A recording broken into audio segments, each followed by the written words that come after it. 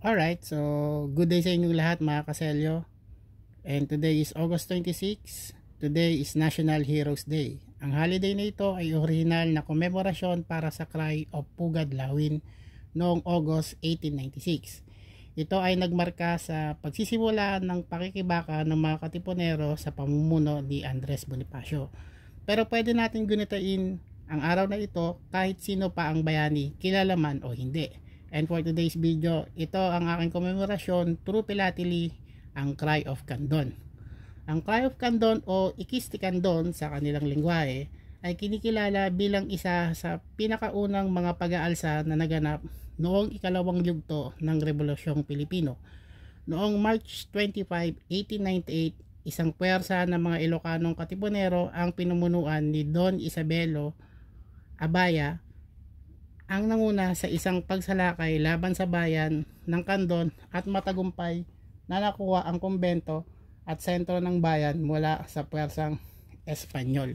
So ito po yung selyo na inisyu para sa komemorasyon yan ng Cry of Candon. Ito po ay inisyu noong, malalaman natin yan, 1997 I think or 1998.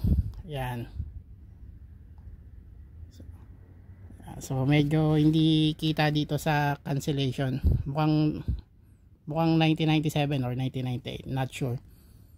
Kulang pa ako sa research. But anyways, ito yung first day cover niya. So ayan. Tapos ito yung cancellation niya. And then makikita natin dito sa selyo na 6 pesos si Don Federico Abaya. Yan. So nakasakay siya sa kabayo. So makikita natin yung details.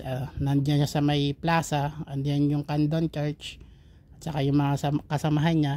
And dito naman sa 4 pesos itong kanyang portrait.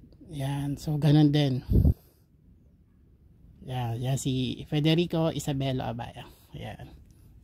So pag nagawi kayo sa Ilocos Sur, bisitahin nyo ang monumento ni Isabelo Abaya sa Candon City sa Heroes Park. Ngayong araw na ito, alalahanin natin at gunitain hindi lamang yung mga kilalang bayani, pati na rin yung mga unsung heroes natin.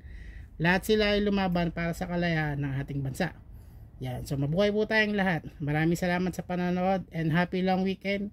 Ingat po sa biyahe pabalik. Hanggang sa susunod na video. Maraming salamat po.